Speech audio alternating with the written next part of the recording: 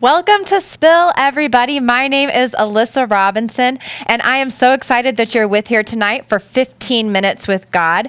I have a very, very special guest with me here who is very important to me. Her name is Rita Ramirez.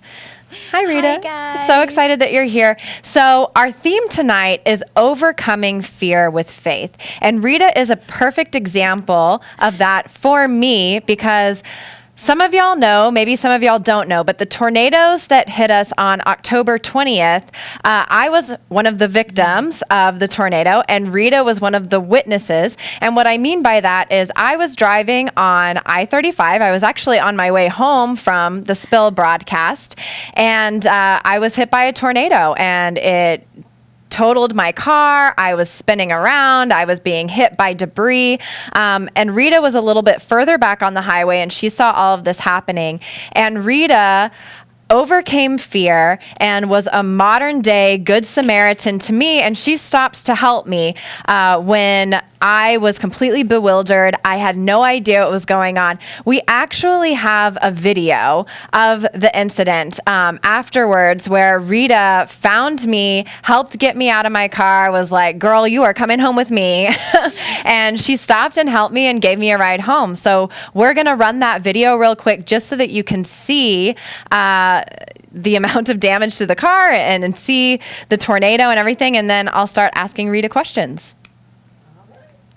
Let's go. Instagram, come on. Tornado area. Okay. Need to hurry up and... I'm going to take a photo of the inside of your car. Okay.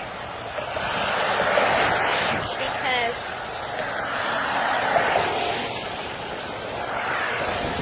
Girl.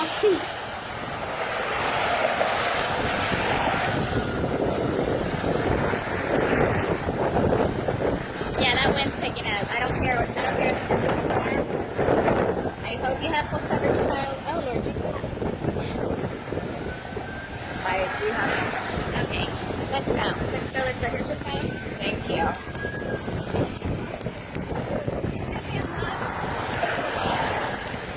So as you can see, that was quite an ordeal. But Rita stopped to help me in a time that I really needed help. And so I just want to start off by asking you, can you describe some of the feelings that you had as you were backing up on the highway to help me? Shall we relive the moment? Okay, honestly, I don't know what made me pull over to begin with. I think the only time I had doubt is as I was reversing towards her car. It was like, okay, what are you doing, child? This is not safe. For one, I had no assurance that there was someone in the vehicle for that matter, or who was in the vehicle for that matter. And it was a very remote area. So in that moment, I was like, no, we're already doing this. I have an instance, you need help. So I just pushed forward. And as I kept praying, I literally was praying the whole time. I just decided this is what we're doing. We're going to do this. And there was no more doubt after that. Mm-hmm. So, and I don't know if y'all could tell from the video, but she had so much power and assurance and confidence in her voice that I feel like could only come from God. And I think that that's the perfect example of overcoming fear with faith, because in the moment, and we've kind of laughed about it since then, but really when you were getting out of your car and coming towards me, it seemed like you were 6 feet tall. I saw you as this. 5. I know. I saw you as this force of nature, coming to save the day, to help me out of where I felt completely helpless and I didn't know what I was doing. Mm. And then we later met for lunch to kind of meet up again after the incident. And you're just this little sweet thing. So yeah, you just had so much power in the moment. And one of the things that you said is that you actually didn't feel fear. I did not. I think when the tornado actually hit, I was at the end of, I guess, the outskirts of it, and I was already praying. So if you have followed me on my personal Facebook page, I had posted 2 lives, and I was praying. I was like, all of you, please just pray for us. This is a situation. I have no idea what the outcome is at this moment, because I hadn't seen her yet. It was just what was in front of me. It was all visual, and I guess after praying with that continuous prayer, and I was just asking everyone to help me in spirit, I became calm, because before that I wasn't that calm, but I became calm. And so by the time I got to you, I already had that assurance that we were okay, that there was no major damage. And by that I mean people being hurt. Yeah. Well, and I want to know, has there ever been a time, because this for me was a defining life moment. This was the first time in my life that I had ever been in a situation where I could do nothing to help myself. I was just completely dependent on whether someone around me was going to stop and help. And there were a lot of people who didn't. I mean, in the video, you can see there were cars just whizzing by. Yes. Has there ever been a time for you that you needed help like I did and somebody stepped in to support you? I think it's been a continuation of those events. I have, you met Julia. She just became a wonderful person in my life. She became my mom. And I don't speak about my personal life, so I didn't have a mom growing up. She left us. So I grew up with my dad, and it was my dad and my stepmom. And then my dad passed away. So I think she has the most impact in my life because of how she decided, I'm going to be part of your life whether you think you need it or not. And it wasn't like it was a forceful ordeal. It just continuously happened. Like if I needed something, she was there.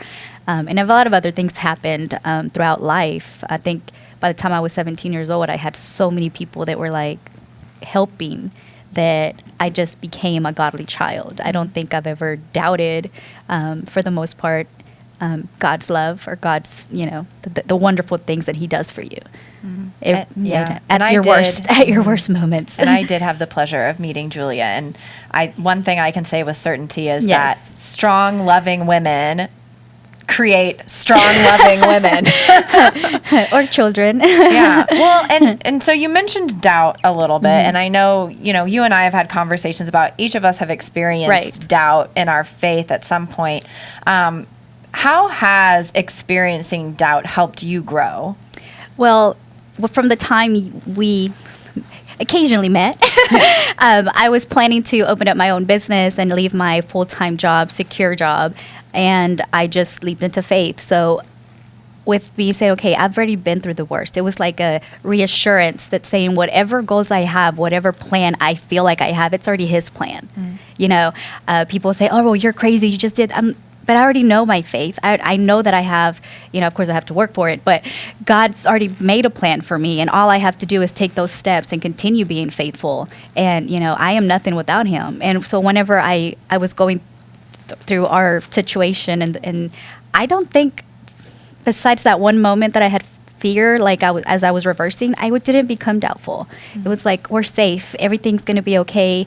I'm supposed to help you. What was the purpose? It's like God told me to do it. Like there's no explanation for that other than that. Yeah. And you talked about how you maybe had a flash of fear, but then it passed. And I actually had a really similar experience. From my perspective, as the tornado hit, first of all, it was complete darkness, and then debris started hitting my windshield so hard, and I did have a moment of panic, and then I basically just accepted my fate, and I thought, something's going to break through and kill me, and in that moment, everyone's like, oh, you must have been so scared, and the truth is, I wasn't, and I was just overwhelmed with calm and peace and contentment, and whatever was going to happen in that moment, I was ready for, and I just remember taking a deep breath in and out and just saying, allowing it to happen. God help me. And I remember having the thought, like, if this is the end, please just make it quick. I hope I never have that feeling again. But just, it's interesting, overcoming fear with faith, being the theme. I feel like that it can only come, because it sounds like you're a very faith-filled person, that you grew up in a house of faith. Is that fair to say? Growing up, I'm Mexican, so we're mostly Catholics, but we stopped going to church. Whatever ordeal my dad had, we just stopped going to church when I was little. But he never stopped telling me the faith is what you believe And if you don't believe, then that's your own guilt with it. Like if something happens in your life, it's because you had no faith. If something bad happens in your life, there's only so much you can blame others for. And, not other circumstances. But, we would sit and pray. And my dad, his way of teaching me Spanish would be reading the Spanish Bible.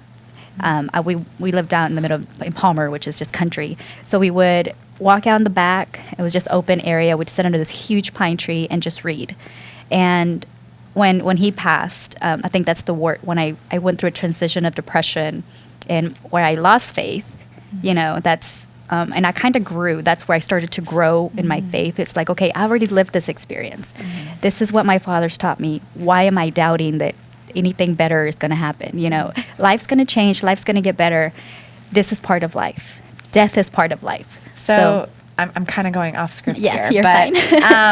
So you mentioned that you had kind of been taught that when something bad happens, it's due to a lack of faith. Do you think that is why, when your dad passed, you had a faith crisis of Yes. like, did I not believe Was enough? I not good enough? Was I not, I doubted my value as a person because into that moment I had already been through a lot of ordeals, not just my father's passing. So I did a live just a few days ago where it's like, remind yourself of how valuable you are.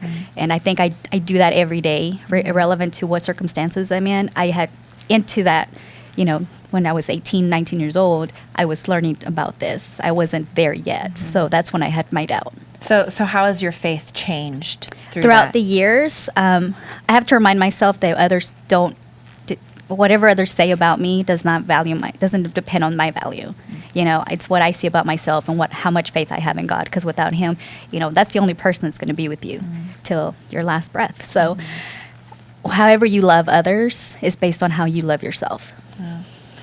So, back to the experience of the tornado. Man, I just feel like if I were in your place in that moment, like, you must have learned what you were made of in that moment. I just want to know, like, what have you learned about yourself from this experience? I'm not really sure. I haven't thought about that.